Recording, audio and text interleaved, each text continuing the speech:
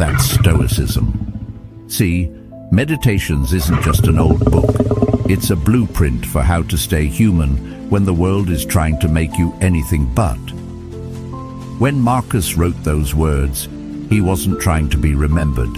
He was trying to hold on to his own sanity, his own goodness, in the middle of pain, politics and pressure most of us can't even fathom. And the crazy part, what he figured out back then, applies to everything we're still struggling with now. So if you've ever felt like you're trying to hold it all together in a world that won't stop falling apart, this is for you. Not because Stoicism is some trendy self-help hack, but because it's real, it's raw, and it's built for people like us. People who are tired of being reactive, tired of chasing meaning, and finally ready to create it. Now, if that resonates with you, even just a little, there's one simple, free way you can support what we're building here. It means a lot more than you might think. Hit that subscribe button. That's it. If you're into wisdom that actually applies to real life, you're in the right place.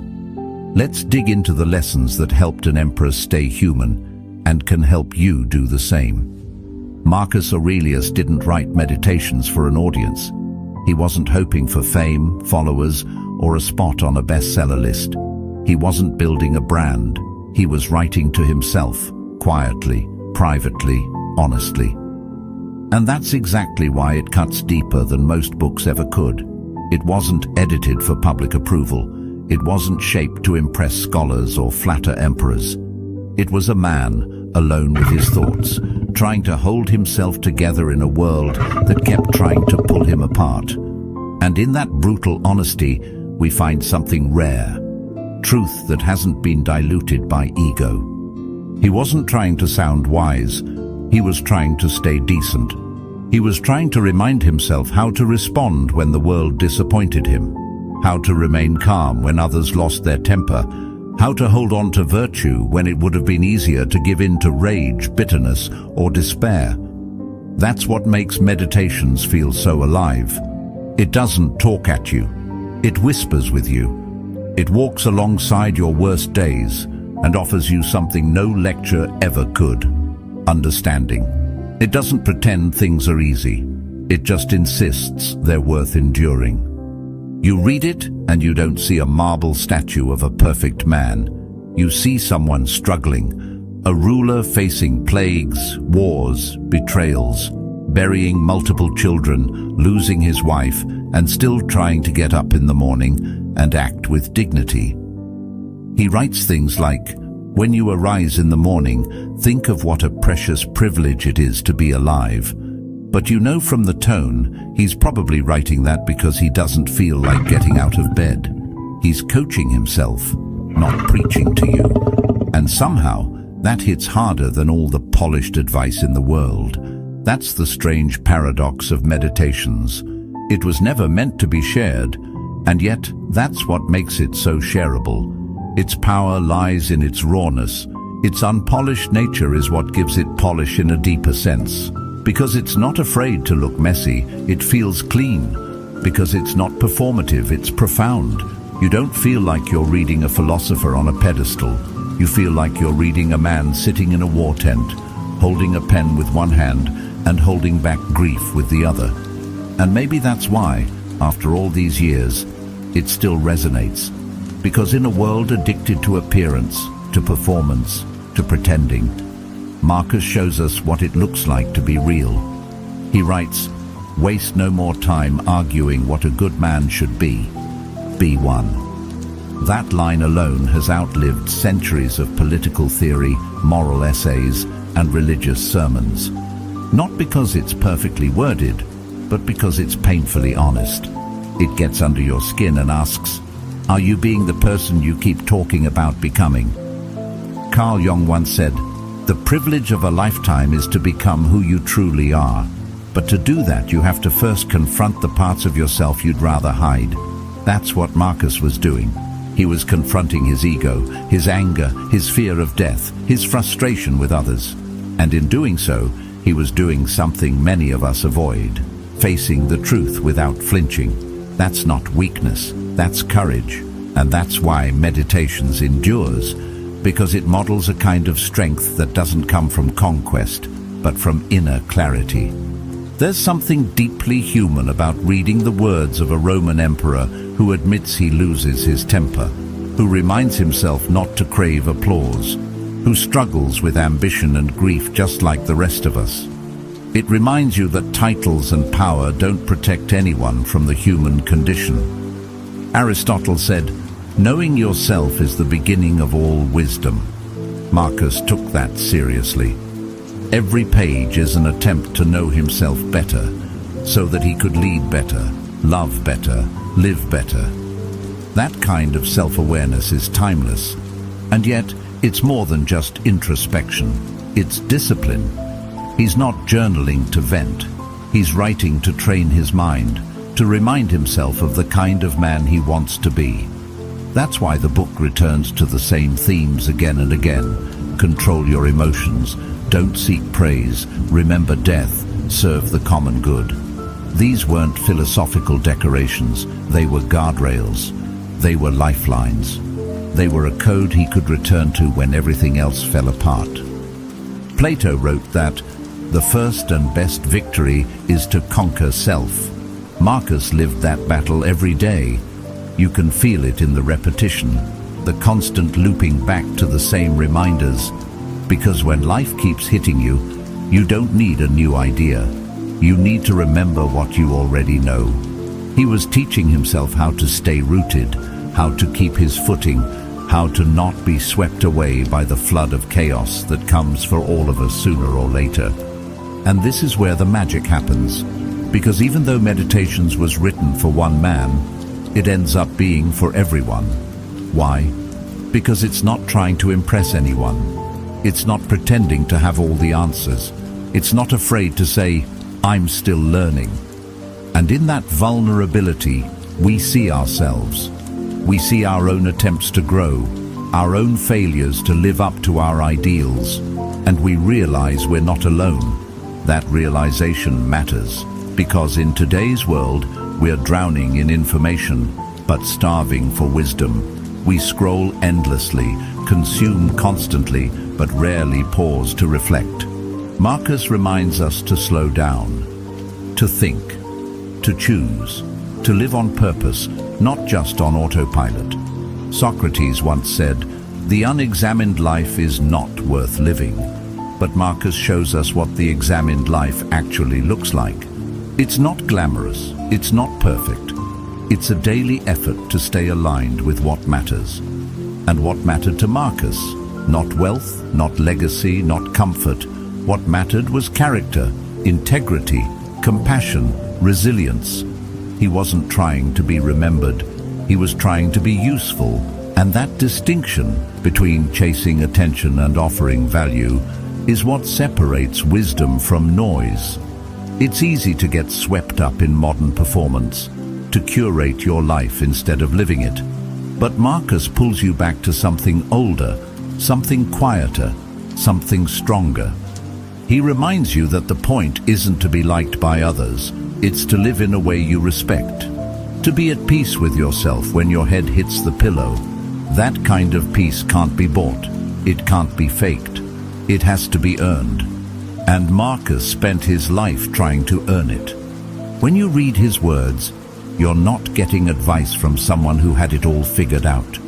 You're getting field notes from someone who was in the mud with you, fighting the same internal battles, stumbling over the same temptations, and trying every day to rise a little higher. That humility is what gives the book its power. It doesn't shout, it doesn't preach, it just walks beside you. That's the kind of philosophy we need more of today. Not abstract theory, not academic jargon, but real grounded wisdom that helps you handle life when it's hard, that helps you build an inner compass you can trust, that teaches you how to act with grace when everything around you feels graceless. Marcus reminds us that leadership isn't about dominance, it's about discipline. That strength isn't about control, it's about character. And that peace isn't something the world gives you, it's something you build from within. His life, his writing, his example, they all point back to that one truth. The real work is always inside. So when you open Meditations, you're not stepping into history. You're stepping into a conversation, a very old, very intimate, very human conversation. And the beauty of it is that you're invited in. You don't need to be a scholar. You don't need to understand Latin. You just need to be honest with yourself. And maybe that's the greatest lesson of all, that the path to wisdom isn't found in pretending to know everything. It's found in admitting where you still struggle and showing up anyway. Day by day, thought by thought, page by page, just like Marcus did. Because that's what being stoic really means. Not shutting down your feelings, but learning how to carry them with strength. Not pretending you're perfect, but trying to be better. Not chasing applause, but living by principle, quietly, consistently, with courage. And that kind of life, it doesn't need an audience, it just needs your full attention. You don't need a take. That might sound strange in a world that runs on opinions, but it's true. You don't have to weigh in on every headline, every debate, every drama. You don't need to comment, post, argue, or declare where you stand every time the world offers you a spotlight. Marcus Aurelius lived in a world full of political tension, betrayal, war, and social division. And even then he knew, the real power is in knowing when not to speak. He wrote, "You always have the option of having no opinion. There is never a need to get worked up or to trouble your soul about things you can't control." That's more than just advice. It's a strategy. It's a form of psychological self-defense. Because every time you respond to something that doesn't need your energy, you hand over a piece of your mind. You give away focus. You lose control of your inner world. We live in a time where not reacting is treated like ignorance. Stay silent? You must not care. Don't post your take? You must not be paying attention. But Marcus wasn't trying to appear informed. He was trying to be free.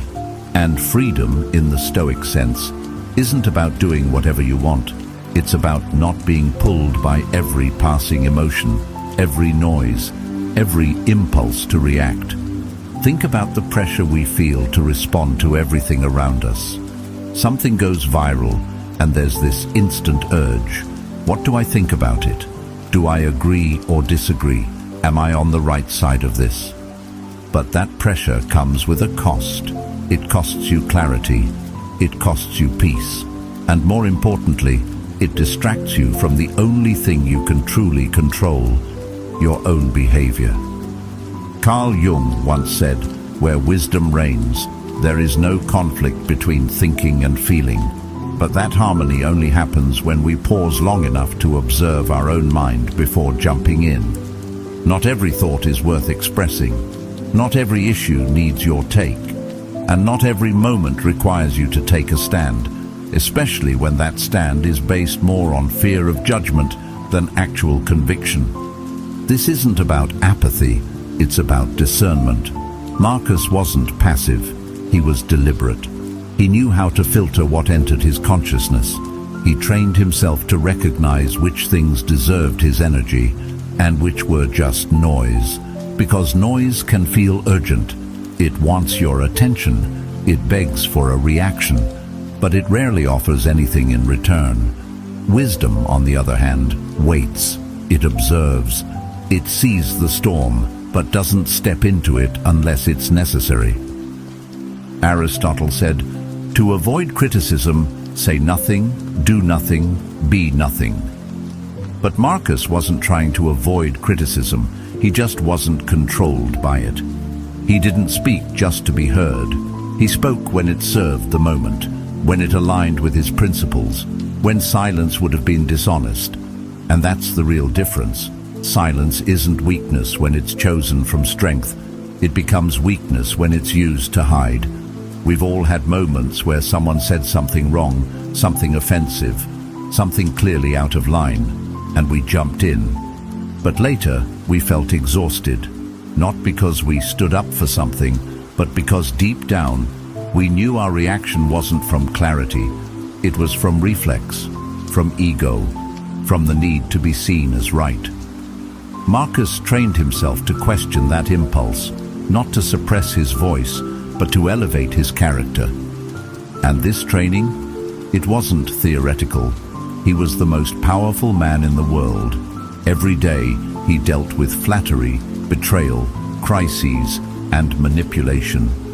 But instead of getting caught in the whirlwind of politics and emotion, he returned again and again to the same question: is this worth my peace? That question, is this worth my peace, could save you hours of stress every week. You see a post online, it bothers you. You feel your fingers itching to type. But wait, ask the question: is this argument worth your clarity? Will this comment actually bring understanding, or just more division? We've been trained to think that engagement equals value, that if you're not actively responding, you're irrelevant. But that mindset is rooted in fear. Fear of being overlooked, fear of being excluded, fear of being wrong. Stoicism teaches us that relevance isn't about being loud, it's about being centered. When you choose not to weigh in, something unexpected happens. You start noticing more. You hear what people actually mean, not just what they say. You catch the patterns behind the problems. You begin to respond from wisdom instead of emotion. That's not detachment, it's awareness. It's the ability to sit in silence and listen to life before adding your own voice to the mix. Socrates, in his commitment to self-knowledge, was famous for saying, "I know that I know nothing." That wasn't defeat, it was liberation. Because once you stop needing to appear all-knowing, you free yourself to actually learn. And real learning starts with silence. That silence can feel uncomfortable at first, especially when everyone else is shouting. But give it time, let it deepen, let it become your default mode, observing first, then choosing. And not choosing by impulse, but by value. What's important to you? What do you stand for? What matters when the noise fades? Marcus wasn't trying to escape life. He was trying to engage with it more wisely. He knew that the mind is like a city. It needs gates. Not every voice deserves entry. Not every opinion deserves attention. Not every emotion needs a reaction. And this mental gatekeeping, this choice to pause, is what creates inner stability.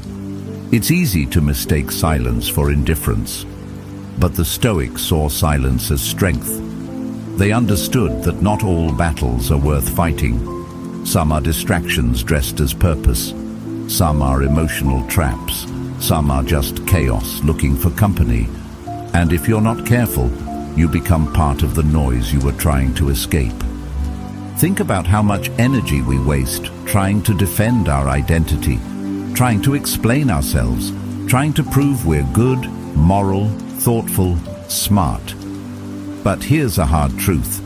The people who already believe in you don't need convincing, and the people who are committed to misunderstanding you won't be swayed by any argument. So what if you stopped trying? What if you let your actions be your defense? What if you let your peace speak for itself? There's a story about Plato being slandered by someone in public. A friend urged him to respond, to defend himself. Plato calmly replied, "I will live in such a way that no one will believe him." That's the essence of Stoicism. Integrity, not argument. Action, not opinion. Character, not clapbacks. You don't have to win every debate. You don't have to clear up every misunderstanding. Sometimes the best response is to live so clearly that people can't twist your truth. And that kind of clarity, of purpose, of identity, of values, can only grow in silence. The truth is, your opinion is precious.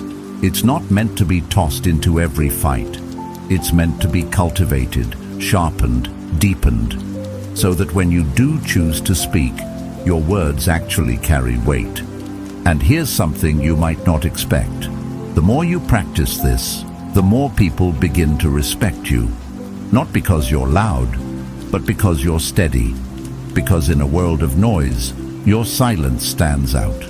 Your calm becomes a kind of authority, and your restraint becomes a kind of power. That's what Marcus was building, a quiet power, a durable peace. Not because life was easy, but because he refused to be a slave to his own reactions. So the next time you feel the urge to weigh in, to jump into the debate, to prove your point, to set the record straight, pause, breathe, ask yourself, is this noise or is this necessary? Am I being pulled or am I choosing? Because that pause might be the most stoic thing you do all day. And that's the real lesson here. Silence isn't the absence of a voice, it's the presence of strength. It's the space between stimulus and response, the space where your freedom lives, the space where your peace waits. So no, you don't have to weigh in. You don't have to have a take. You don't need to stamp every moment with a label. What you need is a mind that's free. Let that be your power. Let that be your peace. He wasn't pretending to be flawless. He was holding himself accountable, one mistake at a time.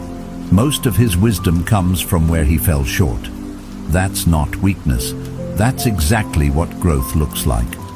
Marcus Aurelius, the Emperor of Rome, the most powerful man in the world at the time, didn't sit on a golden throne and write meditations to impress anyone. He didn't craft it to gain followers, boost his image, or secure a legacy.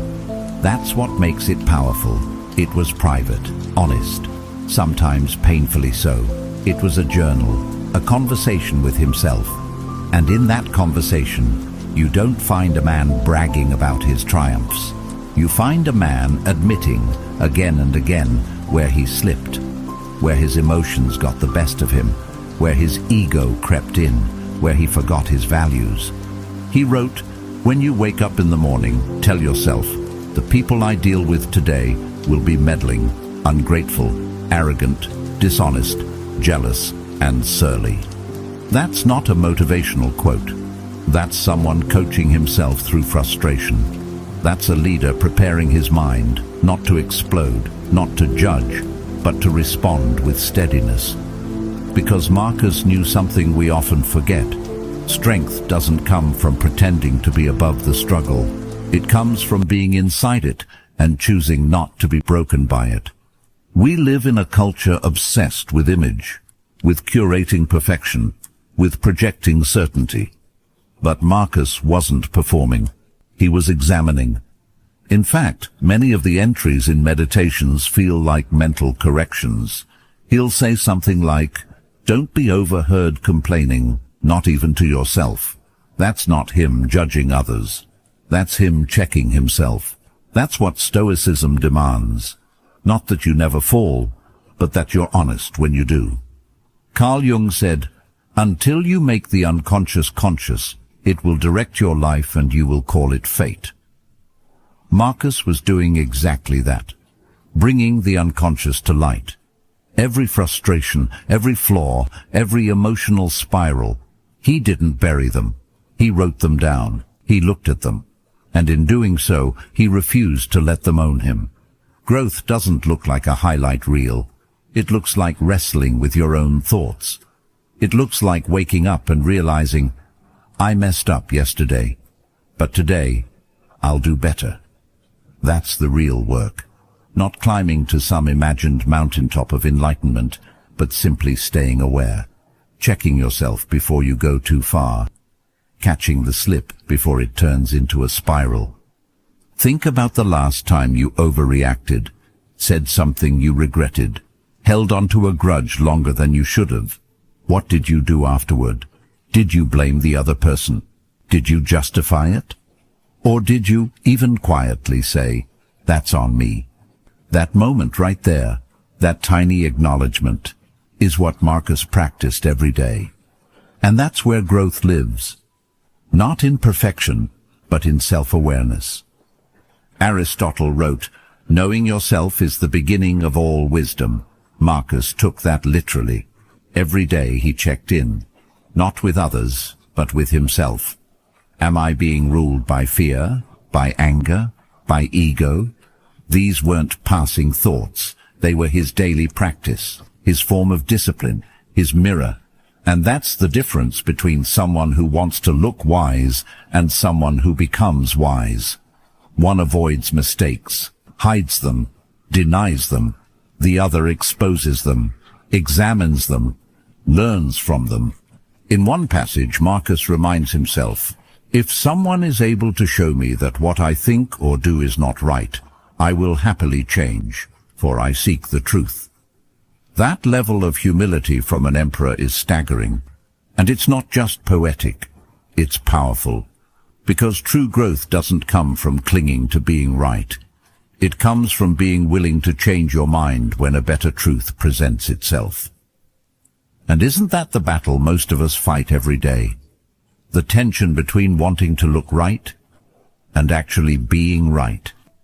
Between defending our pride and admitting we've got more to learn. Marcus leaned into that tension. He let it teach him. Plato once said, "The first and greatest victory is to conquer yourself." That's exactly what Marcus was attempting, daily, quietly, imperfectly. He wasn't at war with armies alone. He was at war with himself, with his impulses, his frustration, his need to control, his desire to retaliate, his hunger for recognition.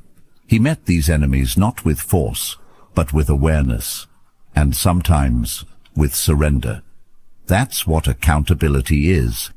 Not punishment, not shame, but presence, owning your part, seeing yourself clearly, and choosing every time to rise a little higher. Marcus didn't celebrate himself in his writings. He corrected himself, over and over again. He would write things like, "At every hour, give your full concentration. Do everything as if it were the last thing you were doing in your life." He wasn't preaching, he was reminding himself, because like all of us, he got distracted, he got emotional, he got tired, he forgot what mattered, and instead of hiding that, he wrote it down. That's strength. Socrates taught that the unexamined life is not worth living. Marcus examined his, not once, not occasionally, but daily, even as an emperor, even during wars, even while grieving. That kind of consistency is rare, and that's where transformation begins, not in the moment of clarity, but in the habit of returning to it. You can feel his humanity in the pages. There's no ego, no arrogance, just a man trying to stay centered in the chaos of power, responsibility, loss, and temptation. He faced the same struggles we do, just amplified 1,000 times. And still, he showed up. Still, he held himself to a higher standard. Not because anyone was watching, but because he was watching. Think about that for a second. What if your life was being watched, not by others, but by your future self? The version of you 5 years from now, 10 years from now. The one who's wiser, calmer, more grounded. What would they say about the way you're living today? Would they thank you for your accountability? Or would they be cleaning up the mess your ego left behind? That's what Marcus tapped into. He wasn't writing for applause. He was writing for alignment.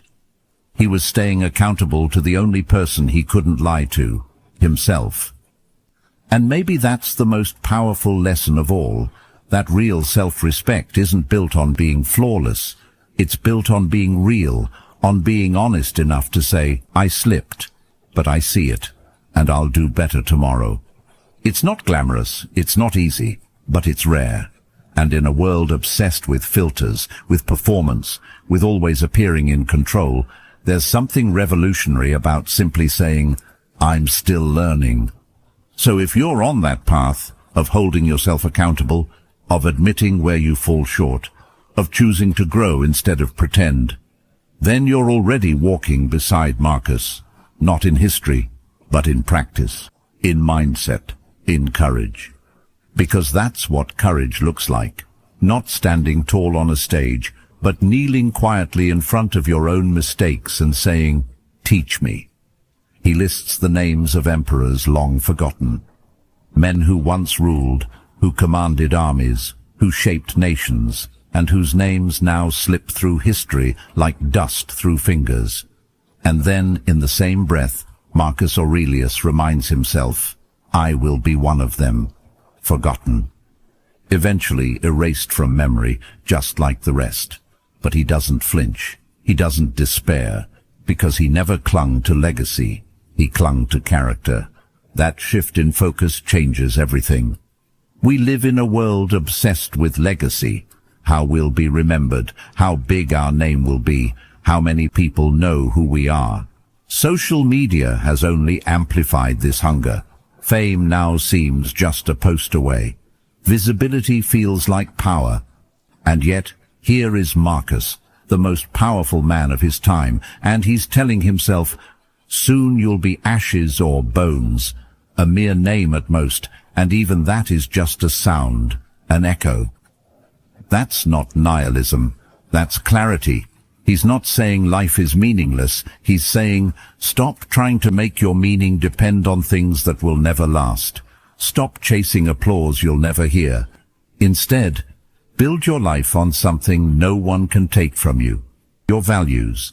It's easy to confuse legacy with purpose, but legacy is external. It's how the world remembers you. Purpose is internal. It's how you live with yourself. Marcus chose the second, because legacy is a dangerous addiction. The more you chase being remembered, the more you shape your life for the crowd. You start making decisions not because they're right, but because they look impressive.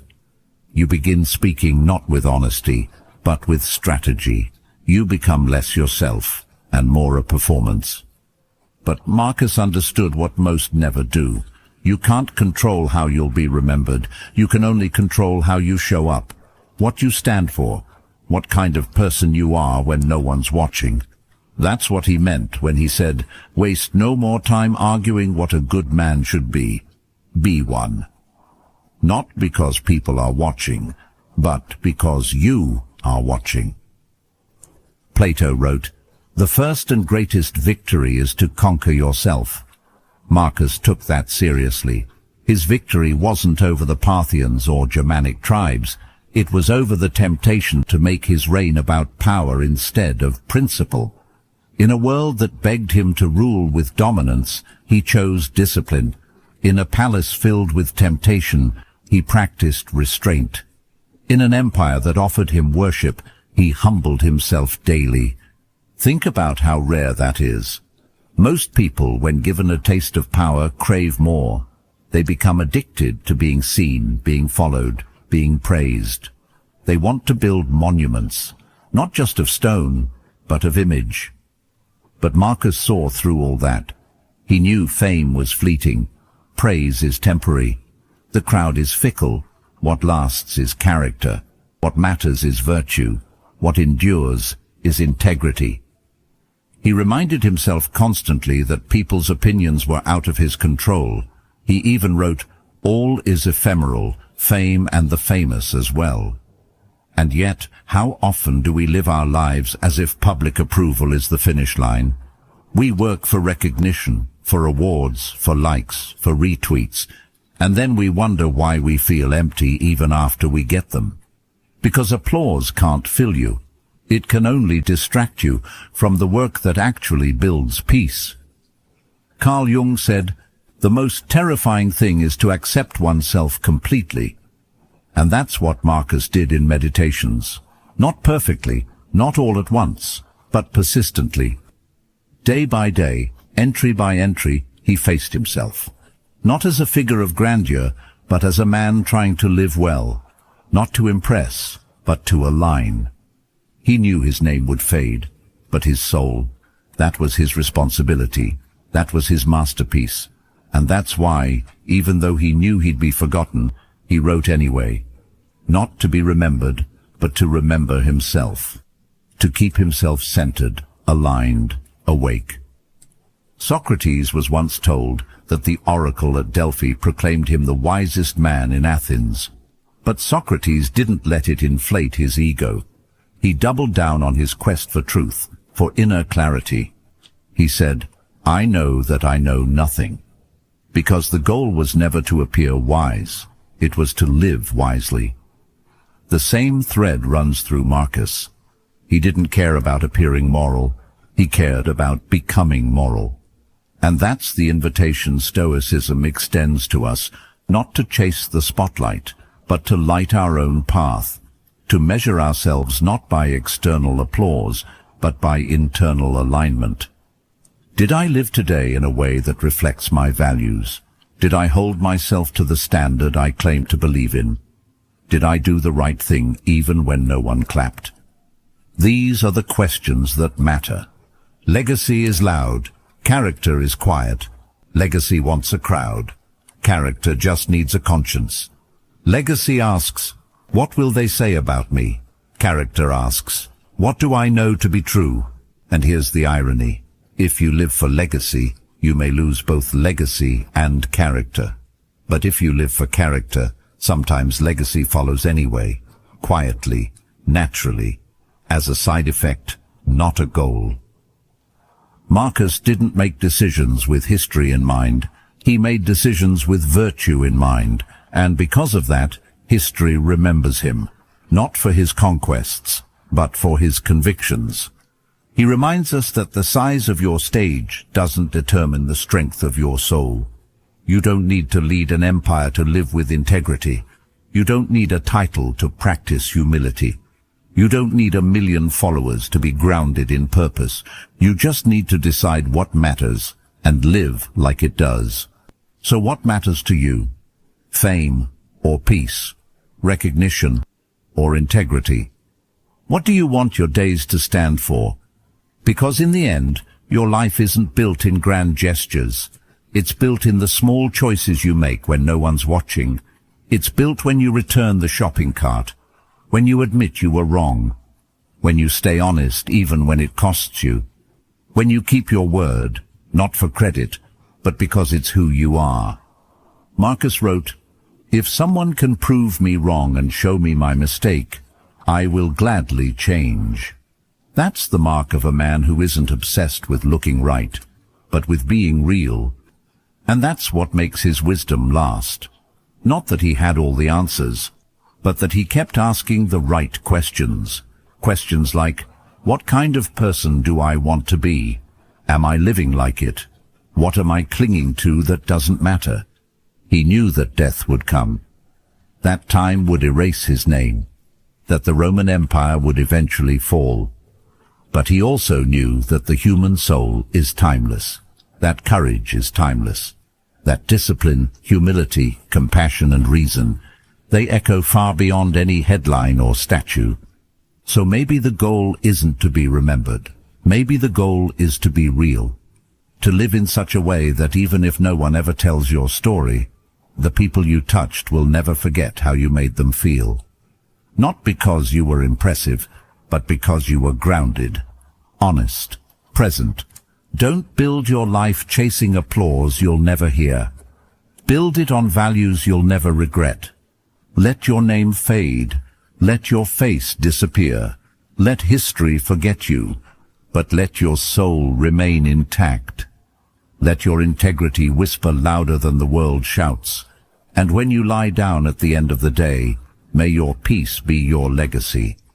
Floods, wars, death, betrayal. Marcus endured all of it. Plagues that decimated the empire, rebellions that tested his reign, the betrayal of trusted generals, the loss of children, one after another, the constant presence of death not as a metaphor, but as a companion. And still, he kept showing up. Day after day, page after page, he returned to his journal, to his discipline, to his principles. Why? Because he understood something we often forget. The storms outside don't have to become storms inside. He didn't let heartbreak make him bitter. He let it make him better. And there's a massive difference between the two. Bitterness is easy. It's automatic. When life hurts you, when people disappoint you, when the world feels unfair, it's natural to armor up, to close off, to see everything through the lens of pain. But Marcus knew that once you let pain twist your perspective, you lose the only thing you truly control, your character. So instead, he chose the harder path, the stoic path. He didn't suppress the pain. He studied it. He examined it. He let it shape him without defining him. He wrote, "You have power over your mind, not outside events. Realize this, and you will find strength." That wasn't theory. That was survival, because outside events were a relentless flood. Plagues, civil unrest, war on multiple borders, personal tragedy. Marcus could have collapsed. He could have turned cruel, detached, cynical, but he didn't. He chose to keep showing up, fully, honestly, even when it broke his heart. He lost his children and still reminded himself not to expect permanence. "You could leave life right now," he wrote. "Let that determine what you do and say and think."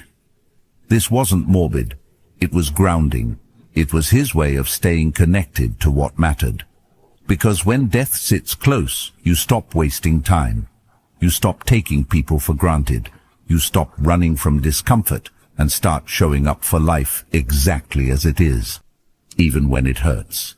Especially when it hurts. He didn't glamorize suffering, but he didn't avoid it either. He believed deeply that pain is a teacher, not a punishment, a lesson in what we value, a mirror of our ego, a test of our principles. Carl Jung once said, "There is no coming to consciousness without pain."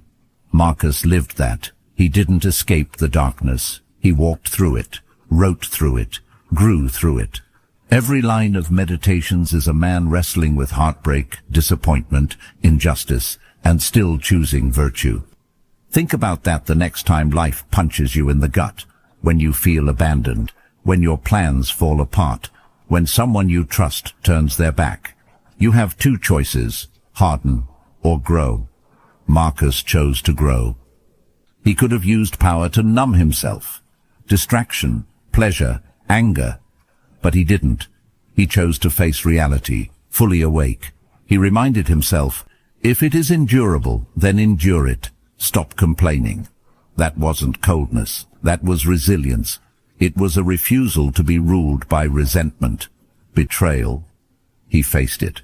Loss, he accepted it. War, he led through it. Every time life knocked him down, he got back up. Not because he was invincible, but because he was grounded in values, in discipline, in the constant reminder that this moment, no matter how painful, was shaping him.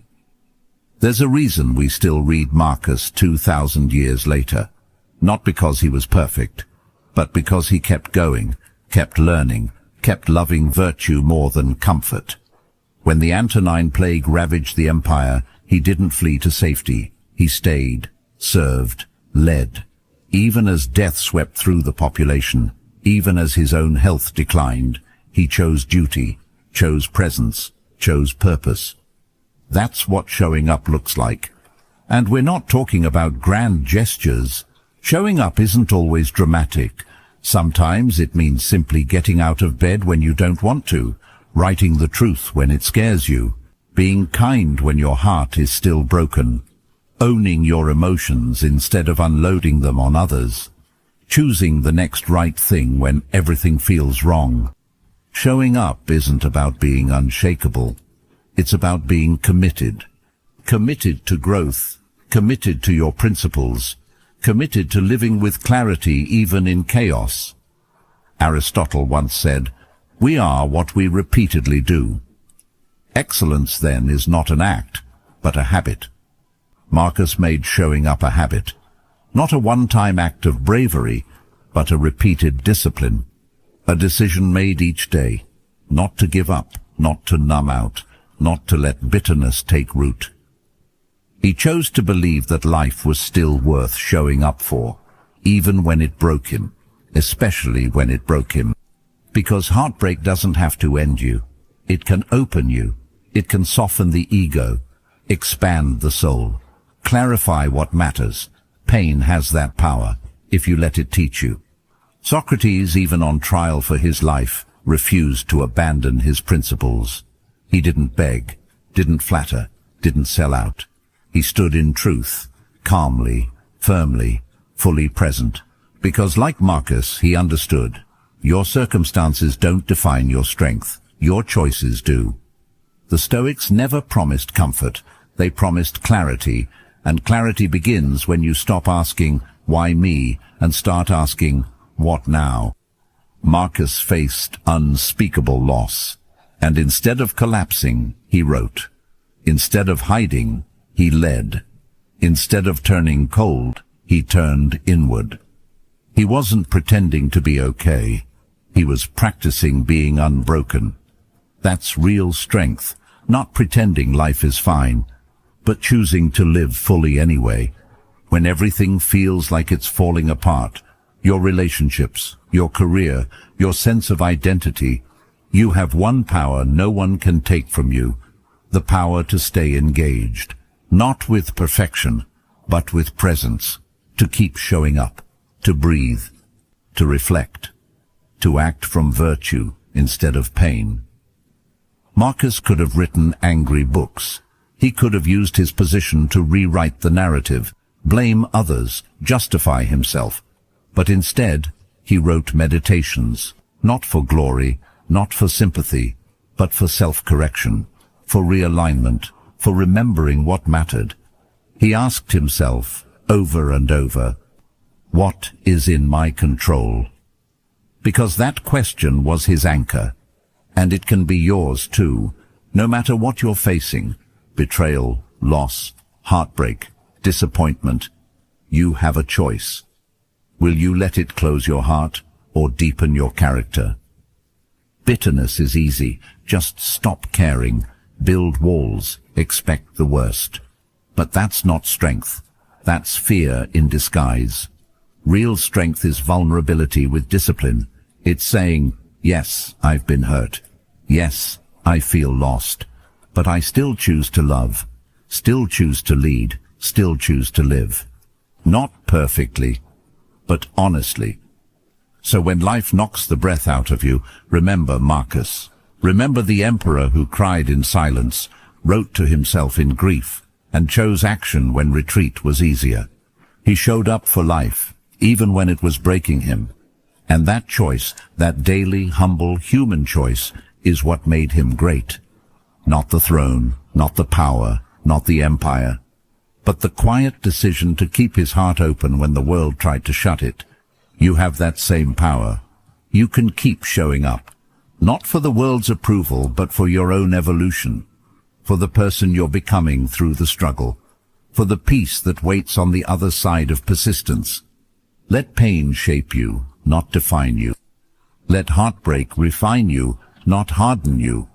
And let Marcus remind you that being broken doesn't mean you're done. It means you're being rebuilt, wiser, clearer, deeper. So stand up, show up. Even now, especially now.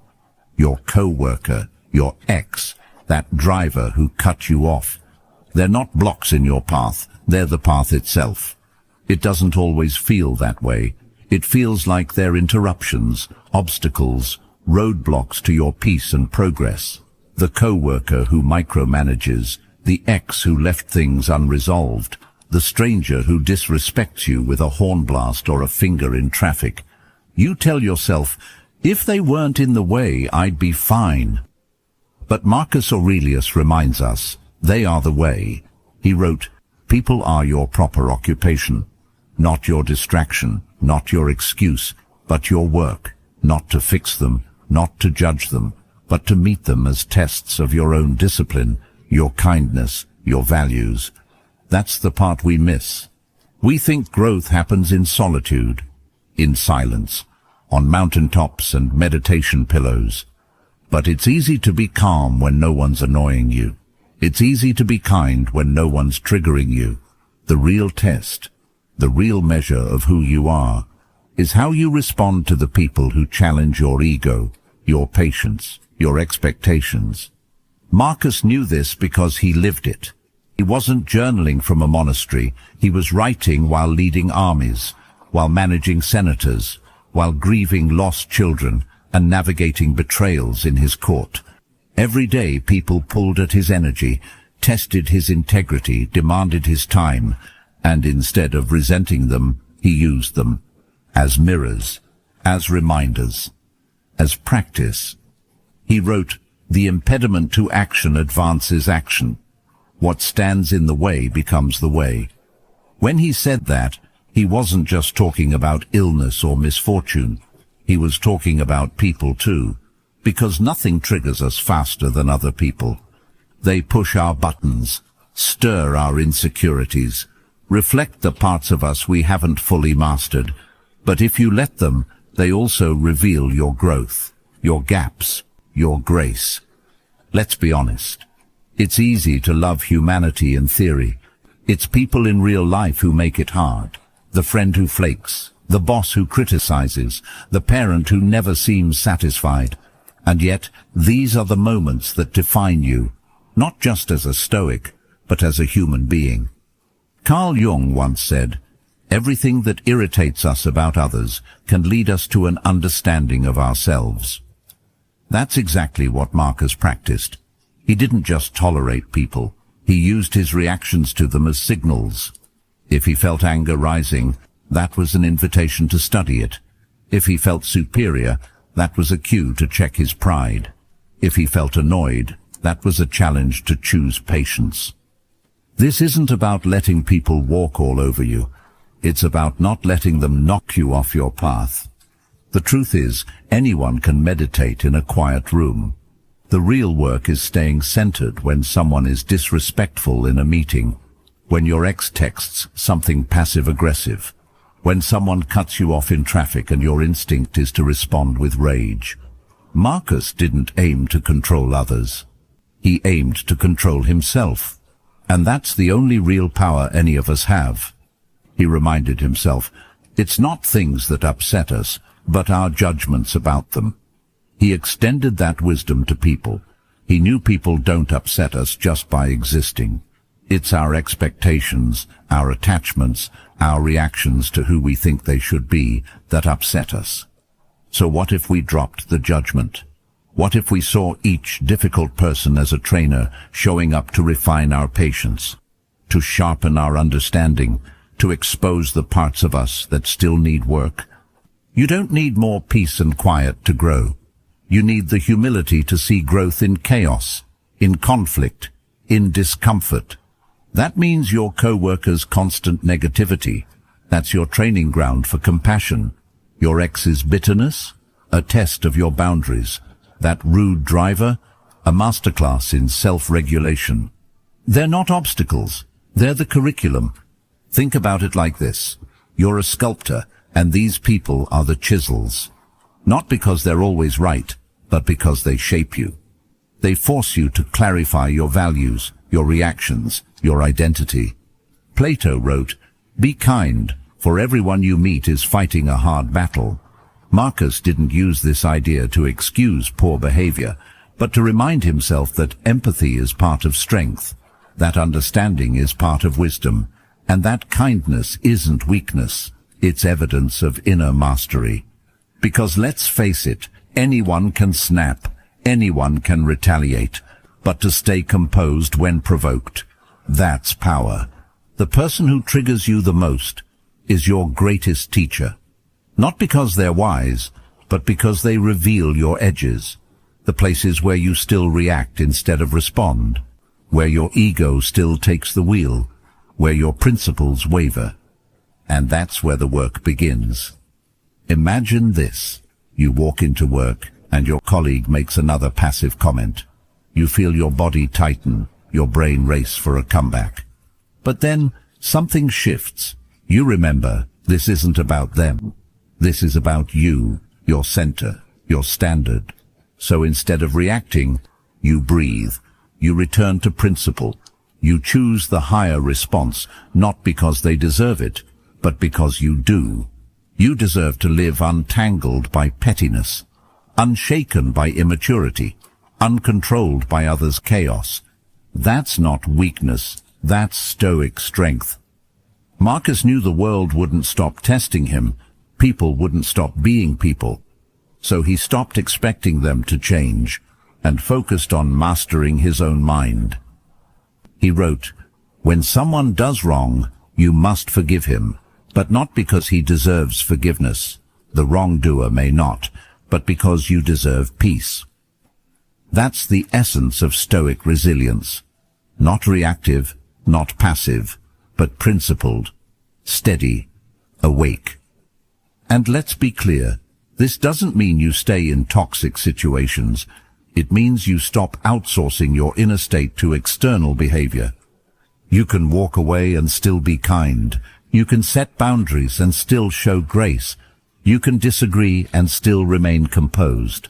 Because real discipline isn't about suppressing emotion.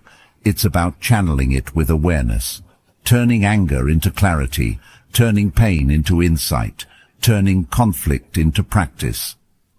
Socrates said, "The greatest way to live with honor in this world is to be what we pretend to be." Most people pretend to be above the drama, but fold when challenged. Marcus aimed to live it, to embody the values he wrote about. And that's why he kept reminding himself, the world doesn't owe you peace. You have to cultivate it. And you do that in the hard moments, not in theory, but in real time. When someone disrespects you, when someone misunderstands you, when someone disappoints you, and you don't let it make you smaller.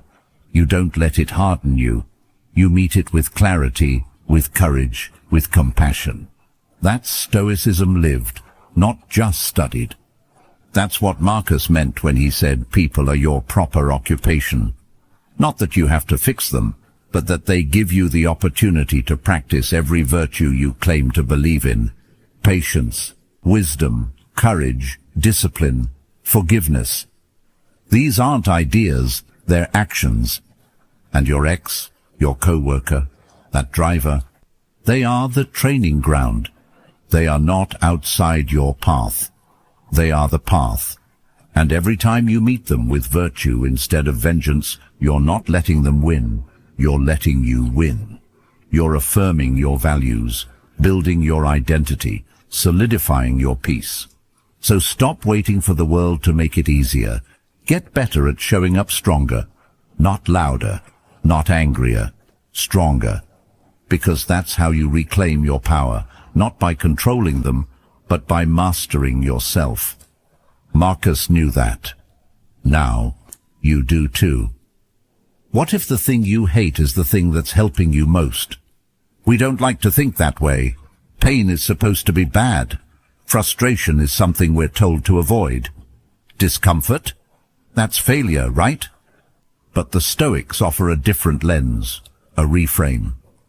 What if the very thing you're trying to run from is the thing that's shaping you?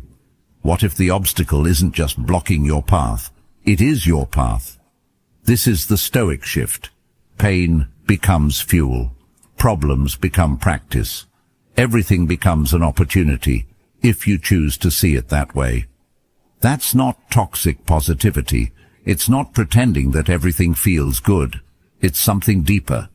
It's the discipline of asking, what is this teaching me? Even when you're in the middle of the mess. It's refusing to let pain be wasted. Marcus Aurelius didn't have an easy life. He didn't write about struggle in theory. He wrote from within it. He buried children, led wars, endured plagues, was betrayed by friends, faced sickness, insomnia, and enormous pressure. And yet, over and over, he reminded himself, the impediment to action advances action. What stands in the way becomes the way. It sounds poetic, but it's also painfully practical.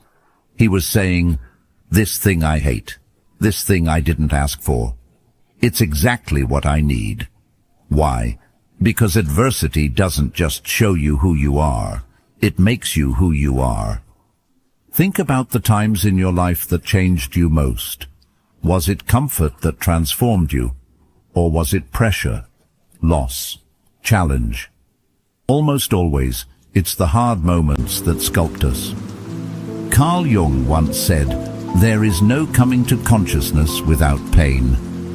Marcus would agree, because pain breaks the illusion of control. It exposes where we're fragile, where we've built on shaky ground. But it also shows us what we're capable of, what we can endure, what we can rise from, what we can become. So the Stoic reframe isn't just intellectual, it's existential. It's a way of walking through life with your eyes open, willing to see pain not as the enemy, but as an instructor. Let's say you're in a job you hate.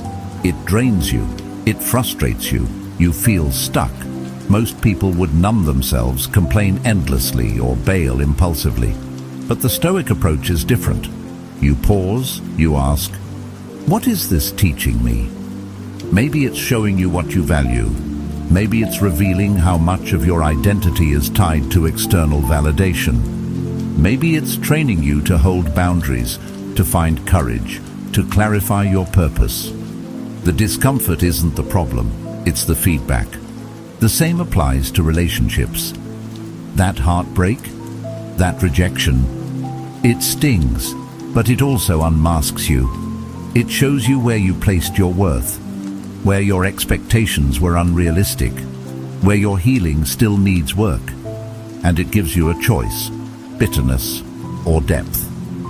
The Stoic doesn't suppress pain, they reframe it, they work with it. Aristotle said, "We are what we repeatedly do." Excellence, then, is not an act but a habit, and that habit begins with how we interpret difficulty.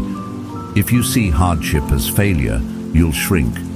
But if you see it as material, raw, uncomfortable, but essential, then you begin to grow. Let's bring this closer to home. You set a goal. You start a habit. You make a decision to change. But then life pushes back. You feel resistance. You feel tempted to quit. You think, maybe this isn't meant to be. But what if that resistance is the proof that it's worth it? That's what Stoicism teaches us. Every meaningful transformation is forged through friction. Muscles grow from tension, minds grow from challenge, souls grow from pressure. The Stoics don't glorify suffering for its own sake. They just refuse to waste it. Marcus didn't say, enjoy pain. He said, use it. Because if you're willing to sit with it, study it, respond to it, you can turn even the worst days into your strongest foundation. Viktor Frankl, the psychologist and Holocaust survivor, once said, "When we are no longer able to change a situation, we are challenged to change ourselves." That is the Stoic path. Not controlling everything, but becoming stronger, clearer, freer within anything. So next time you're frustrated, pause. Ask, what's the lesson here? Next time you're hurt, pause. Ask, what is this teaching me about myself? Next time life feels unfair, pause. Ask, how can I rise through this, not just survive it? That's not weakness, that's alchemy, turning frustration into focus, turning disappointment into direction, turning chaos into clarity. Marcus didn't become wise because life was easy. He became wise because he stayed awake through the storms. He journaled, he questioned, he took responsibility for his emotions, even when they overwhelmed him. He wrote, "If you are pained by any external thing, it is not this thing that disturbs you, but your own judgment about it, and it is in your power to wipe out that judgment now." Notice what he didn't say. He didn't say you should deny the pain. He didn't say pretend it doesn't hurt. He said, challenge your interpretation. Because once you realize you can choose your frame, you can choose your response, you've already reclaimed your power. The thing you hate might be the thing that saves you, the failure that humbles you, the rejection that redirects you, the silence that teaches you to listen. the struggle that shapes your resilience. But only if you let it. Only if you stop resisting what is and start using it to become who you're meant to be. Socrates was sentenced to death for speaking truth. He didn't panic, he didn't run. He accepted his fate, not because he wanted to die, but because he believed in integrity more than comfort. That's the Stoic spirit, not passive acceptance, purposeful acceptance, active surrender. So when you feel stuck, angry, ashamed, pause. What if this moment is exactly what you needed? Not to punish you, but to prepare you. Not to break you, but to build you. There's power in that, there's peace in that, and most of all, there's freedom in that. Because you stop being a victim of life. You become a partner in your own evolution. And that's what Marcus wanted. For himself. For us. Not a life without problems, but a mind trained to meet them with wisdom. So next time life hands you something you didn't ask for, pause and ask the most stoic question of all. What if this is helping me? Marcus said we should be like the rock the waves crash upon, and he didn't say that lightly. He lived it. The waves in his life weren't metaphorical. They were brutal, relentless, and real. Death stalked his children. War consumed his borders. Political betrayal tested his trust. He was emperor of the most powerful empire in the world, but not even he could command the weather of life to calm down. He couldn't stop the storms. So instead, he became the rock. Still, present, unmoved. Because life will never stop throwing storms at you. It doesn't care how good your intentions are. It doesn't adjust itself to your plans. There's no break room, no time out, no final destination where everything's finally stable, finally easy, finally calm. That's the fantasy, and the faster you let go of it, the freer you become. See, the Stoics didn't waste time fantasizing about a perfect life. They trained for the life they had. Marcus wasn't looking for a way around adversity. He was looking for a way through it. That's what the rock represents. Not perfection, not denial, but preparation. The disciplined mind that says, I may not choose the storm, but I choose how I show up in it. And that's where your power lives. We're taught to flinch, to chase comfort, to back away when life gets messy. But what if the storm isn't here to break you? What if it's here to reveal you? Marcus believed it was. He believed life's waves don't just test you, they show you who you are. And when you don't like what you see, that's your work. So you learn to stand still, not out of apathy, but out of awareness, out of depth. Stillness isn't the absence of emotion, it's the refusal to let emotion hijack your behavior. It's the wisdom to feel fully without losing your footing. And that kind of stillness, it's rare, it's powerful. It's what people mean when they say someone has presence. It's not volume, it's gravity. It's something you cultivate moment by moment, decision by decision, wave by crashing wave. Let's make this personal. You get blindsided. Maybe a relationship ends. Maybe a job falls through. Maybe someone you trusted turns on you. Your instincts scream, react, panic, collapse. But then something quieter speaks. Hold, breathe, stay with it.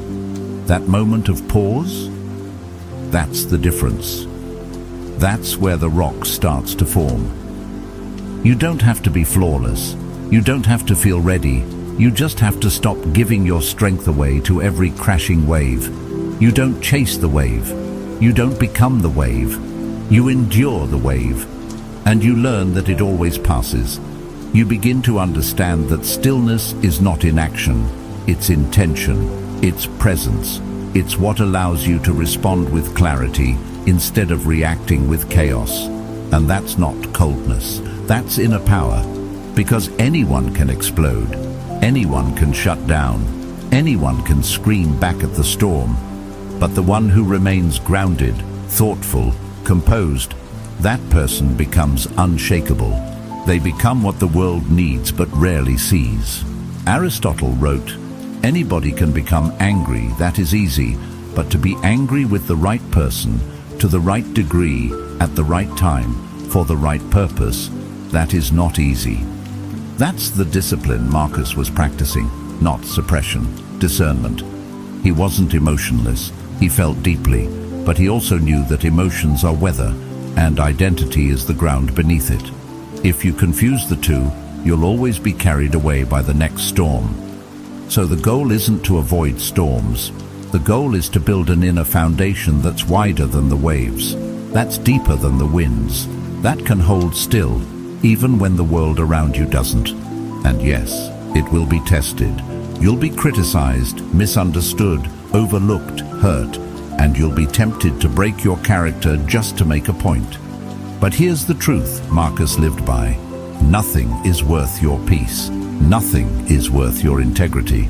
The moment you let outer chaos shape your inner compass, you've lost more than any enemy could take from you. So you keep standing, not for applause, not to prove anything, but because you've decided who you are. And storms don't rewrite identity, they reveal it. Carl Jung said, "Only what is really oneself has the power to heal." And healing begins when you stop pretending to be the storm and start becoming the rock. When you no longer seek control over everything around you, but start developing mastery over what's within you. And that mastery isn't loud. It doesn't beg to be seen. It just is. Like a rock in the surf, like calm in the middle of a storm, like a soul that's rooted even when the ground shakes. So the next time life throws another wave, and it will, ask yourself, am I going to collapse into this? Or am I going to remember that I don't have to move just because something tried to move me? The storm will pass, and you'll still be here, unshaken. But let's go even deeper. What does it really mean to love your fate? Not just when it's neutral, but when it feels unfair. It means stepping into a higher order of personal responsibility. It means saying, even this, yes, this too, is part of my story. Not just accepting the chapters you like, but respecting the ones that nearly broke you. Because the fire doesn't choose what's thrown into it. It simply takes everything and burns brighter. And here's what most people never realize. The parts of your life that felt like punishment might actually be the parts preparing you for the thing you were born to do. Maybe that painful relationship taught you boundaries. Maybe that job you lost taught you value. Maybe that illness made you look inward for the first time in your life. The lesson isn't always clear when you're inside it, but clarity comes with time and courage and a willingness to ask not, why is this happening to me, but who am I becoming because of it? That's the Stoic lens. It's not a trick to feel better. It's a training of the soul to grow deeper. Marcus believed that nothing external could truly harm you unless it damaged your character. Everything else, injury, insult, misfortune, was just material, raw clay. You're the sculptor. You decide what shape it takes in your life. So when the world throws its worst at you, what do? You mold it. You reframe it. You say, this will become part of the foundation I stand on. This will become something useful. It's a practice. And like all practices, you won't always get it right. There will be days when you don't want to accept it. Days when you curse the pain. Days when you slip back into old habits of resentment. But even that too becomes part of the work. Growth isn't a straight line. It's a spiral staircase. Sometimes you circle back just to realize how far you've come. And through it all, the fire still burns. Remember, every time you say, this shouldn't be happening, you're reinforcing a belief that life must obey your expectations. But it never will. The Stoics knew that life doesn't promise fairness. It only promises itself. Your job isn't to control the script. Your job is to play your role with excellence, whatever scene you're handed. Seneca wrote, "A gem cannot be polished without friction, nor a man perfected without trials." Marcus lived that truth. So can you. Because the power isn't in what happens. The power is in your interpretation. The power is in how you assign meaning to it. And the most empowering meaning you can assign is this: it's here to grow me. That doesn't make the pain less real. It makes the pain worth it. And the more you practice this radical, liberating, stoic reframe, the more you start to walk differently, talk differently, carry yourself differently. Because now you're not resisting life. You're flowing with it. You're not recoiling from the fire. You are the fire. And the world feels that. They may not understand it, but they feel the steadiness, the groundedness, the quiet confidence that comes from someone who has loved even their hardest moments. Someone who isn't afraid to be tested. Because when you love what happens, nothing can own you. You're not a prisoner to outcomes. You're not a hostage to circumstances. You're not waiting for the world to be perfect so you can feel peace. You carry your peace inside you. And you protect that peace, not by shielding yourself from life, but by saying yes to it all. That's not naive. That's not weakness.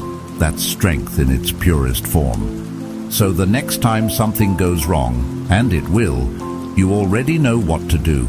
Don't just tolerate it. Don't just wait it out. Take it in. Turn it into fuel. Let it sharpen you, because it's not enough to accept what happens. Love it, and let it set your soul on fire. 10. Write it down to let it go. Why did Marcus journal every day?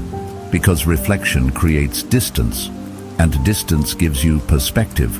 When life pulls you into its chaos, when emotions are high, when your mind is racing, journaling becomes an anchor, not to escape the storm, but to step back just enough to see the shape of it. That's what Marcus understood. He wasn't writing to impress anyone. His pages weren't filled with polished thoughts. They were raw, uneven, repetitive. That's because they weren't meant for the world. They were meant for him, for the part of him trying to stay upright in a world that was constantly shifting under his feet. He wrote to see his mind on paper, because when you write, the whirlwind of your thoughts has to slow down enough to become words. And when thoughts become words, they become visible, manageable, moldable. Instead of drowning in feeling, you start to find form. That's the first gift of journaling. It transforms emotion into something you can study rather than something that controls you.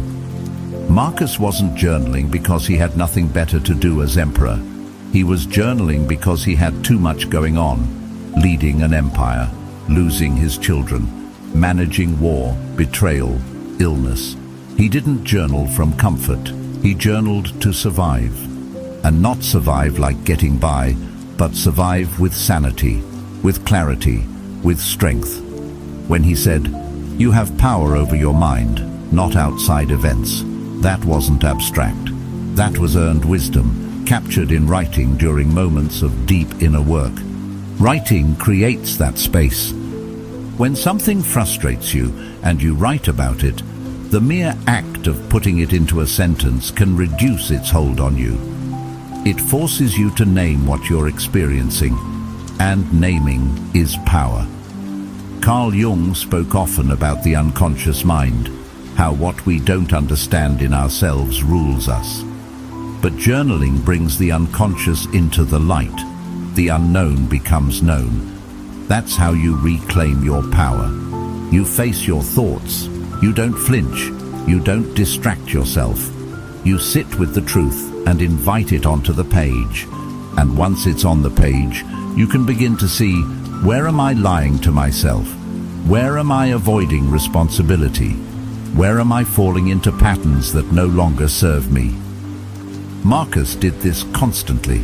He questioned himself more than anyone else, not because he hated himself, but because he loved the idea of becoming better. The journal was his way of sculpting his soul. Every page, a chisel, every entry, a strike of self-honesty. That's what Stoicism is, not coldness, not detachment, but radical ownership of your inner life. And writing is one of the most powerful ways to live that ownership. We live in a noisy world. Everyone wants to speak. Few want to understand. Everyone wants to react. Few take the time to reflect.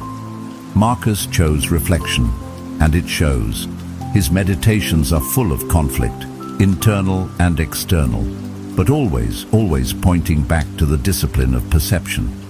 Perception, how you see what happens to you. Writing trains that. It sharpens your ability to observe yourself without judgment, to ask, what am I really feeling here? What's underneath this anger, this fear, this pride? It slows you down, and in that slowness, insight has a chance to emerge. The Stoics knew the danger of unexamined emotions. Emotions aren't the enemy, but uncontrolled emotion. That's what destroys empires. That's what ends friendships. That's what blinds judgment. That's why Marcus wrote, because unchecked emotion clouds the mind. And a clouded mind can't lead, not a country, not a family, not even itself. So he wrote. Some entries are reminders, others are corrections, some are stern, others heartbreakingly tender. He was talking to himself, but in doing so, he ended up talking to all of us. We read Marcus today because he dared to think through the chaos instead of react to it, and writing gave him the room to do that. When you pick up a pen or sit down at a keyboard, you're doing more than recording your day. You're excavating your soul. You're saying, I'm not going to be a prisoner of my mind. I'm going to become its master, thought by thought, word by word. Journaling doesn't always feel profound in the moment. Sometimes you're just dumping frustration onto the page. But even that, especially that, is valuable because it's honest. And honesty with yourself is the foundation of any real change. Marcus didn't filter his thoughts. That's what makes his writing timeless. He admitted when he was frustrated. He admitted when he failed. He wrote about being tired, about being tempted, about trying to be good in a world that often rewards the opposite. That kind of honesty is rare, and it's what makes him trustworthy. He wasn't performing, he was processing, and in that process, he became stronger. Writing is a way to interrupt the noise, to step outside the blur of life and ask, what's really going on here? And that distance, that pause, is often all you need to see your situation with fresh eyes. You start to recognize patterns. You start to see what you keep reacting to. You start to notice what you've been avoiding. And slowly, a kind of inner map forms, a record of your thinking, a trail of your transformation. Marcus left us that trail, not on purpose, but thank God he did, because in reading it, we're reminded that wisdom isn't found, it's built. It's carved out of daily practice, of showing up to the page when you don't feel like it, of wrestling with your thoughts until something clear and grounded comes through. We often think of writing as expression, but in Stoicism, writing is inspection, a tool for truth, a way to track the distance between who you are and who you aspire to be. That distance matters, because it's easy to deceive others, harder to deceive yourself, if you're honest. And on the page, that honesty reveals your real work. It shows you where you've been acting out of ego, where you've been blaming others, where you've abandoned your principles, and it also shows you where you've grown, where you've paused instead of reacted, where you've chosen strength over impulse, where you've shown compassion in the face of chaos. The page remembers, even when you don't. And the more you write, the more you evolve, not in grand epiphanies, but in quiet, consistent clarity, in reflection that compounds over time. That's how Marcus trained his mind to lead, not just others, but himself. And it's how you can do the same. You don't need perfect words. You don't need a system. You just need to start. Write about what's bothering you, what you're afraid of, what you're avoiding, what you want, what you miss, what you're grateful for. No one has to see it. That's the beauty. It's not performance, it's practice. And that practice repeated builds something priceless. Perspective. And from perspective comes peace. And from peace you move through the world less reactive, more grounded, more aware. You stop saying everything that comes to mind. You stop chasing things that don't matter. You start choosing your thoughts with intention. You become more deliberate, more discerning, more disciplined. And not because someone told you to, but because you discovered what matters. That's what writing does. That's why Marcus did it. And that's why you should too. He wanted to be full of love, but free of destructive passion. And that distinction matters more than most people realize. Because love, in its purest form, uplifts. It strengthens. It makes you better, not needier. But when love is distorted by uncontrolled passion, it can become the very thing that weakens us. Marcus Aurelius understood that. He wasn't striving for emotional suppression. He was training for emotional clarity. You see, passion, when left unchecked, consumes. It clouds your judgment. It pulls you out of yourself. The Stoics saw this not as a sign of life, but as a failure of discipline, not because they were cold or detached, but because they understood how easily the flame of love could turn into a wildfire that destroys. Marcus didn't want to be immune to love. He wanted to love right, with steadiness, with perspective, with strength. That's the rarest kind of love. The kind that doesn't panic when someone pulls away. The kind that doesn't crumble under rejection. The kind that isn't born from hunger, but from wholeness. Most of what we call love today is just possession wrapped in poetry. It's desire that demands, affection that negotiates, passion that overwhelms. Marcus didn't want any of that. He wanted something deeper. He wanted a love that could endure disappointment without collapsing, that could exist without constantly seeking validation, that could give freely without losing its center. Because when you lose yourself in someone else, that's not love, that's dependence. And dependence breeds fear. Fear of loss, fear of abandonment, fear of not being enough. And fear is the root of so much pain in relationships. Not just romantic ones, but in families, friendships, even with colleagues. When your emotions own you, you're not free. And Stoicism, above all, is about inner freedom.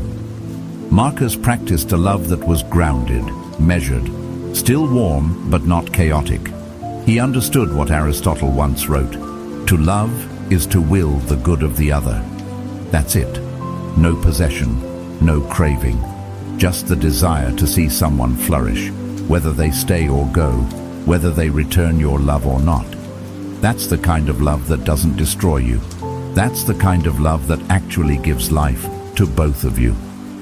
It's easy to confuse that kind of love with being cold. But it's not coldness, it's strength. The kind of strength that can hold pain without projecting it. That can see clearly even when emotions rise. That can stay rooted in values instead of being yanked around by moods. Destructive passion is love without discipline. It says, I need you to behave a certain way so I can feel okay. But Stoic love says, I will love you without conditions because my peace does not depend on your choices. There's a power in that, a freedom. Marcus wanted that freedom. He worked for it every day. When he wrote about temperance and reason, he wasn't shutting himself off. He was building an inner structure that could hold both love and logic without collapsing under either. That balance doesn't just happen, it has to be built. And it's built by examining your impulses, watching how you respond when you're hurt, when you're ignored, when you're tempted to react out of pride or fear or longing. That's when you train. That's when you ask yourself, am I acting from my highest self or from my wounded self? The Stoics weren't against emotion. They were against being ruled by it. Emotional clarity doesn't mean never feeling. It means knowing what you're feeling and choosing how to respond. It means pausing long enough to ask, is this love? Or is this attachment?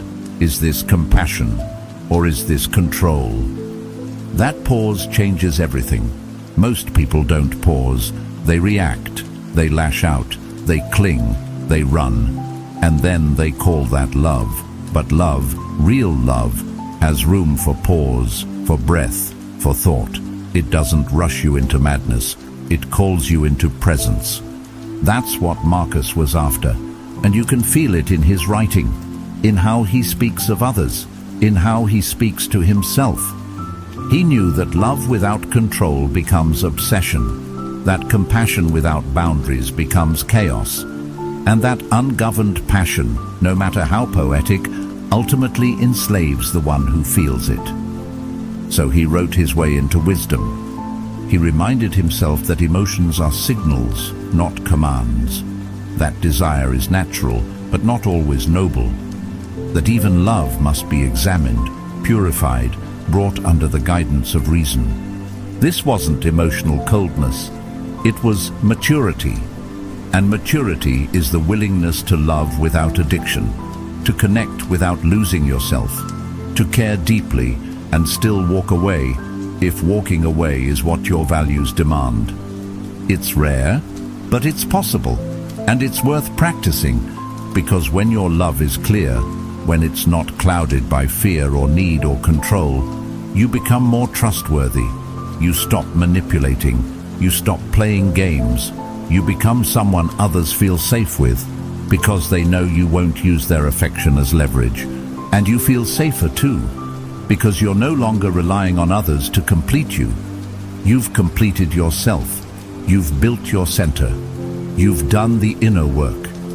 That inner work is what makes Stoic love so profound. It's not showy, it's not loud, but it's steady. It's the kind of love that can sit in silence with you and not feel awkward. The kind that doesn't need to be constantly expressed to feel real. The kind that's expressed most in action, in presence, in consistency. We often think of passion as a fire that burns hot, but the Stoics saw a different fire, the one that burns steady, the kind that warms without scorching, that lights your way without blinding you. That's emotional clarity. It's when you can say, I love you, and mean it, not because you want something from someone, but because you've chosen to offer something of yourself, freely, without strings, without performance.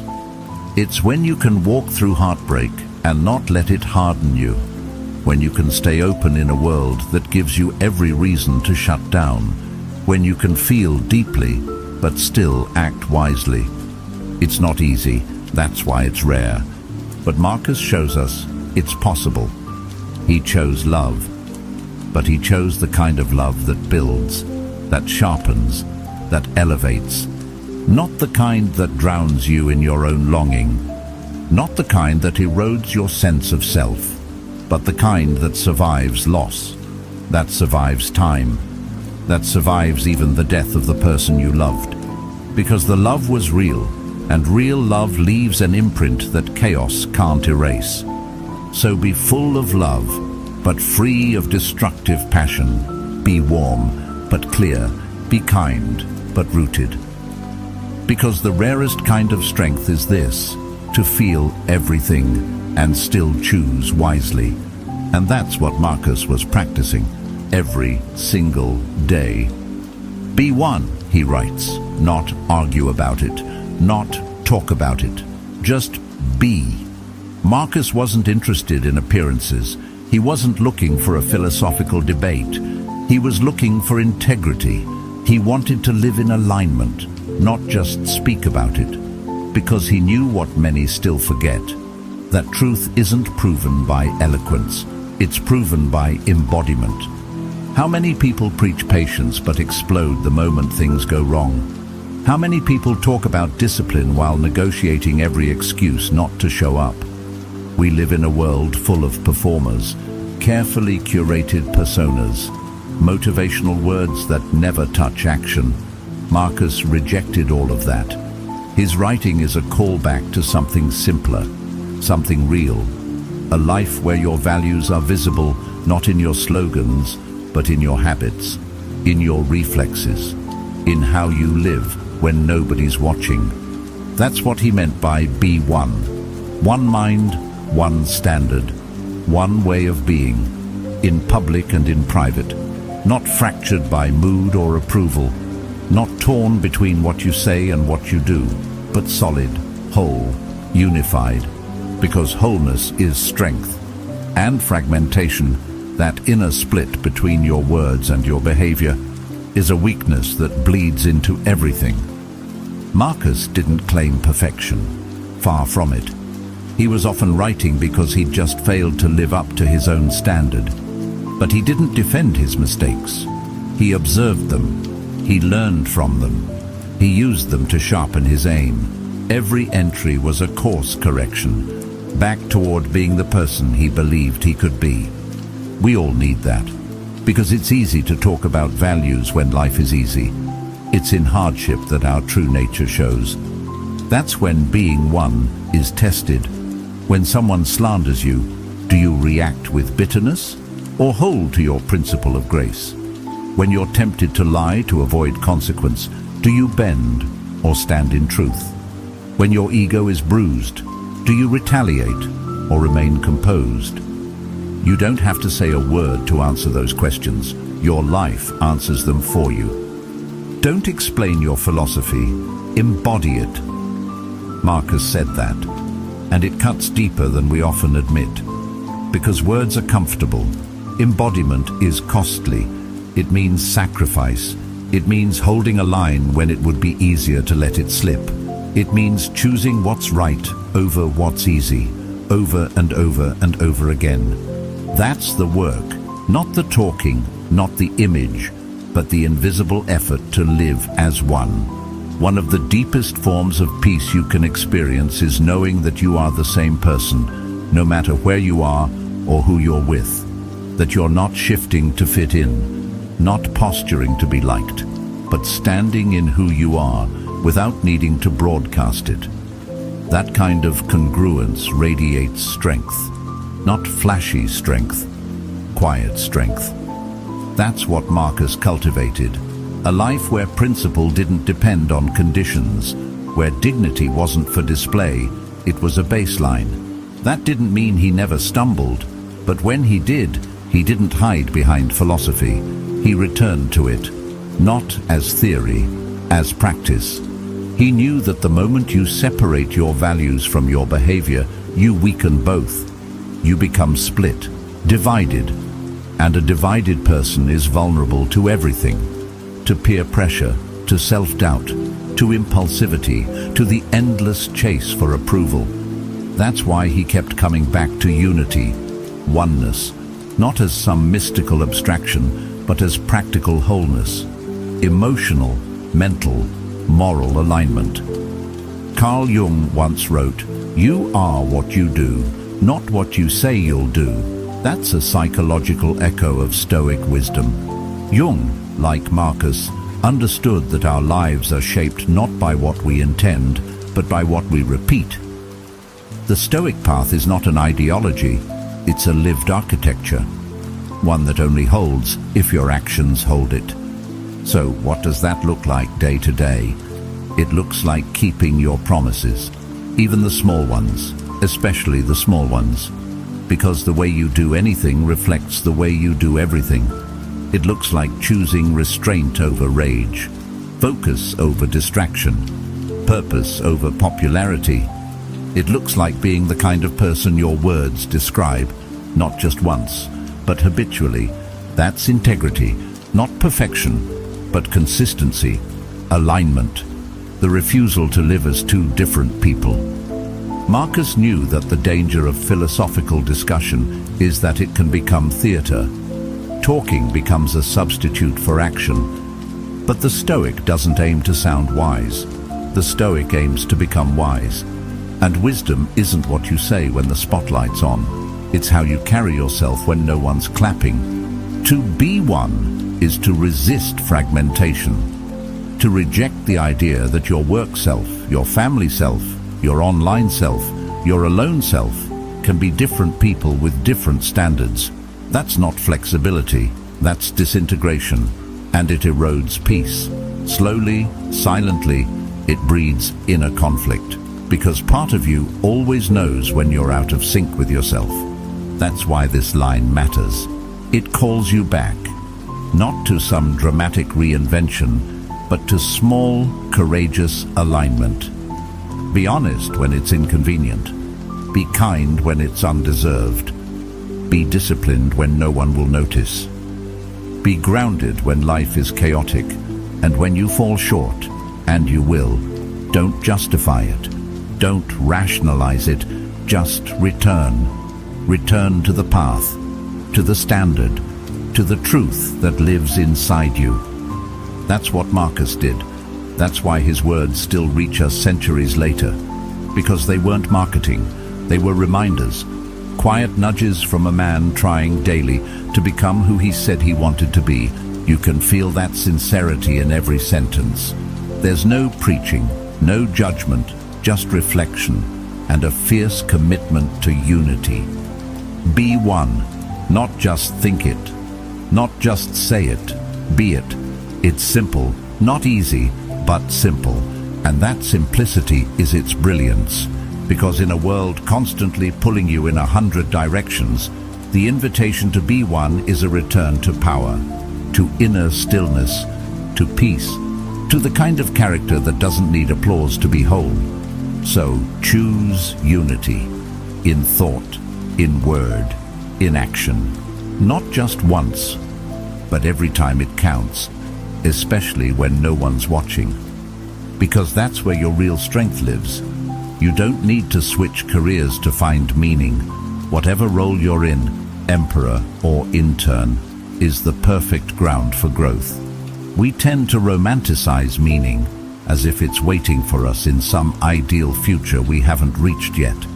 But Marcus Aurelius didn't wait. He didn't say, once I'm done with wars and politics, then I'll get serious about philosophy. He lived it in the palace, in battle, in meetings, in grief, in stress.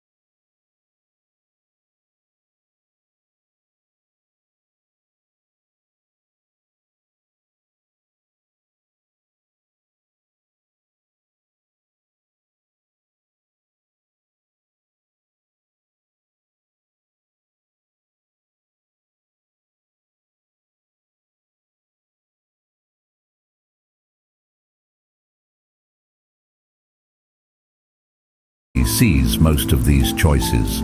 Nobody applauds the quiet moment you resist gossip, or the patience you show when someone is rude, or the time you hold your tongue instead of escalating. But you see it, you feel it, and over time, you become it. Those are the real achievements, not the dramatic moments, but the consistent ones. We're told to dream big, and that's fine. But if you want to live with purpose, you don't need a grand dream. You need to do the next good thing and keep doing it. That's what Marcus did, and it's what you can do. Today, not someday. So start small, stay steady, keep returning, and let the life you're building speak louder than any words ever could. There's something even more important than taking the next right step. It's returning to it after you've lost your way. We all slip. We all react in ways we regret. We all make promises we break. And when that happens, it's easy to feel like the whole path is ruined, like one failure cancels everything you've done. But that's just your ego talking. That's not the voice of reason, and it's not the voice of the Stoics. Marcus knew this deeply. You can feel it in how he wrote to himself. He didn't journal like a man who had everything figured out. He journaled like someone constantly coming back to center, back to virtue, back to himself. That's why Meditations still speaks to us. Because it wasn't about achievement, it was about alignment, again and again. No matter how many times you get it wrong, you can still choose the next right thing. That's the core of Stoic strength. Not perfection, but the refusal to abandon your path just because you took a wrong turn. Let's be honest, starting is easy. Returning is harder. Anyone can get motivated once. Anyone can follow their principles for a few days. But what happens after a failure? After a meltdown? After a setback that leaves you feeling ashamed? That's the moment that really defines your growth. Because it's not about whether you fell. It's about how you respond to the fall. Most people collapse into guilt. Or worse, they pretend it never happened and move on without reflection. But the Stoic doesn't do either. The Stoic returns, quietly, without drama, without a performance, just a quiet, honest course correction. You don't need a full reinvention. You just need to come back to what matters. And you don't need to wait until Monday or next month. You can return now, right now. That's how powerful you are. Because that choice, to return, is a micro movement of the soul. It's an act of rebellion against the voice that says, "You've blown it." It's a statement that says, "No, I'm not done." And over time, those small returns become your real foundation. Carl Jung said, "I am not what happened to me, I am what I choose to become." That quote hits different when you realize it's not about grand transformations.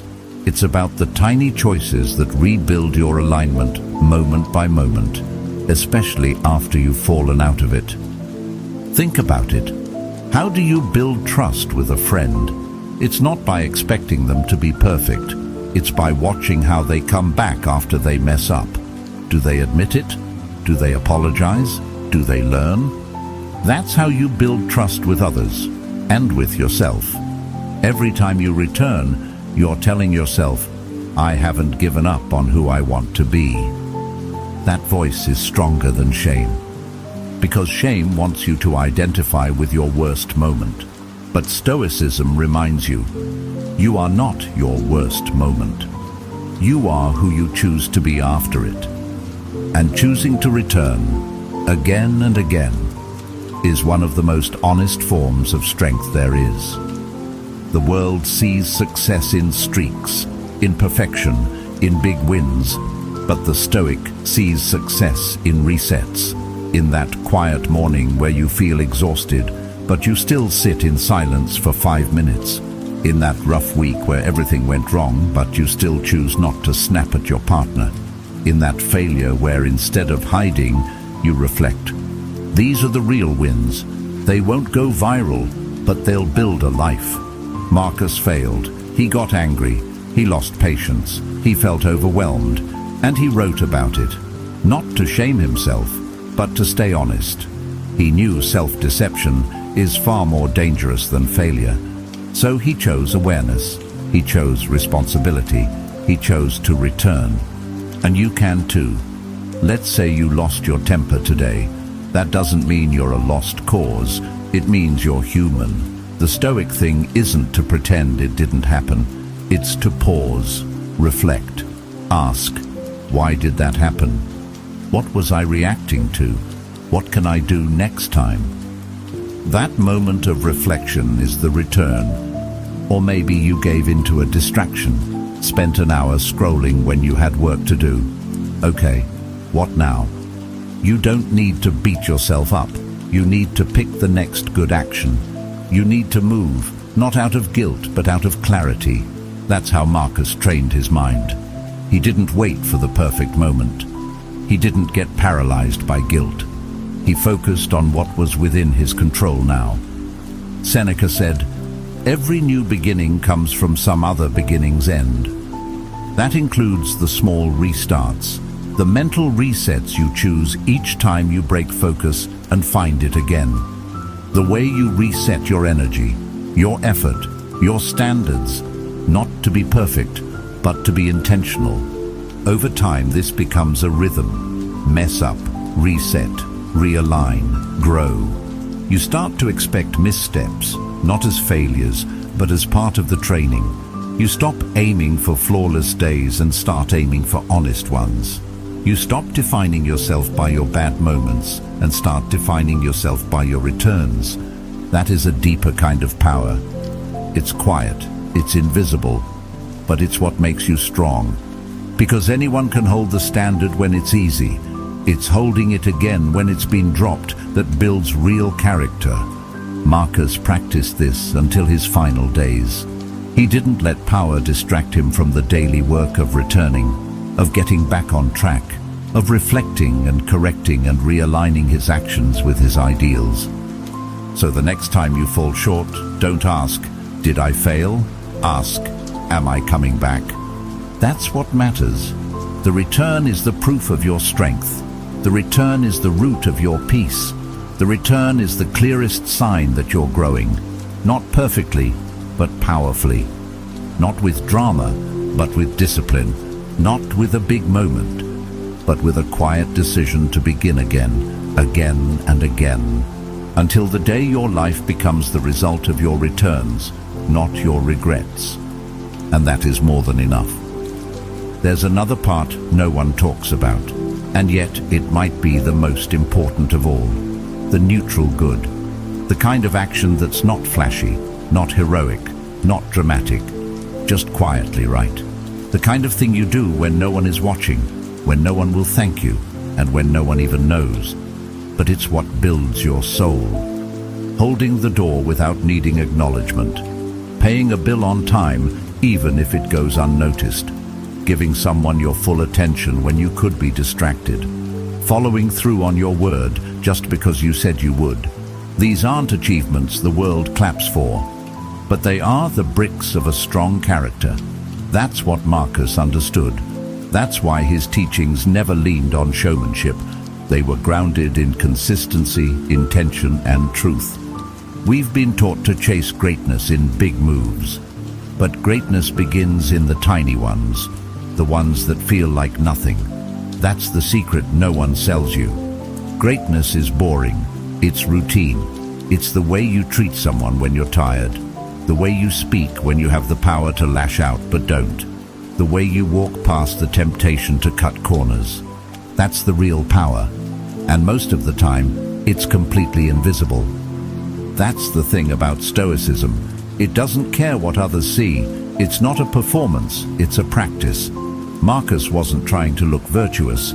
He was trying to be it. He wrote to himself as a way to stay on track, not to appear enlightened. And in that honest, unfiltered space, we see the truth. The work of becoming is done quietly, in the small moments, in solitude.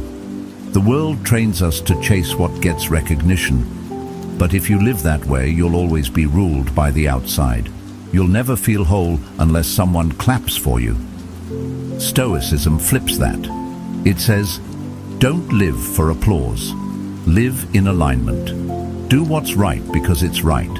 And let that be enough. And it is enough. It's more than enough. Because over time, those tiny, unnoticed choices build something lasting. They build someone you can trust, someone you can respect, someone who doesn't need the world to validate them because they're already grounded in what matters. Seneca warned against tying your worth to what others think. He said, if you live in harmony with nature, you will never be poor. If you live according to what others think, you will never be rich. He wasn't talking about money. He was talking about peace, about self-trust, about the wealth of integrity. Integrity is doing the right thing, especially when no one sees it. And here's the beautiful part. It doesn't take any special talent. Anyone can do this. You don't need to be strong, rich, brilliant, or successful. You just need to show up for your values. And you don't have to do it perfectly. You just have to keep doing it consistently. That's where true strength grows. Not from being loud, but from being steady. And when you live this way, something shifts. You don't need people to notice. You don't feel restless when you're not praised. You start to feel calm, because your sense of self is rooted inside, not outside. Marcus didn't write about achieving some grand destiny. He wrote about doing your job, playing your role, fulfilling your duty with honor, whether it was dramatic or not. He knew the real battle was internal, staying honest when it would be easy to deceive, staying kind when it would be easy to harden, staying disciplined when it would be easy to drift. And those choices? They're made in quiet rooms, when no one else is around. That's what makes them real. So next time you hold your tongue instead of snapping, that counts. Next time you admit you were wrong, that counts. Next time you resist the pull to gossip, or to coast, or to cut a corner, that counts. You might not feel a reward in that moment, but you are building something. You are reinforcing the person you want to become. And nothing, no paycheck, no follower count, no external validation, will ever be more fulfilling than that. You are not here to perform. You are here to become. And the becoming happens quietly. It happens in the way you move through the ordinary, in the way you choose dignity over attention, in the way you return to your values even when no one's watching. That's the kind of strength no one can fake. And it's the kind of power no one can take away.